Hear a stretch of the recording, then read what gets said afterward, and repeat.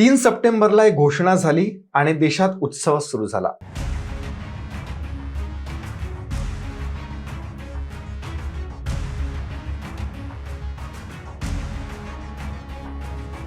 तो उत्सव होता रोजच्या वापरातल्या वस्तूंच्या किमती कमी होण्याचा आनंद व्यक्त करण्याचा.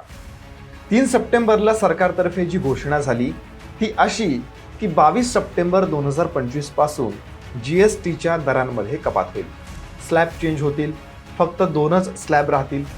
अनेक वस्तूंवरचे GSTचे जे दर आहेत ते कमी करण्यात येतील आणि अनेक वस्तू आणि सेवांवर तर GST असणारच नाही.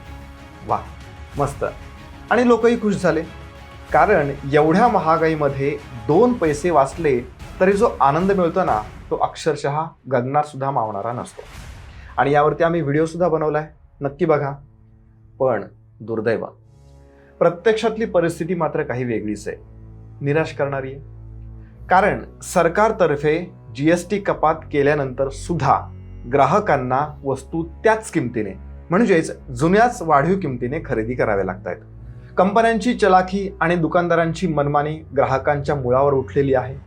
कशी, तेच आपल्याला या व्हिडिओमध्ये बघायचंय. ग्राहकांनी अशा वेळी काय करावं ते आपल्याला बघायचं आहे.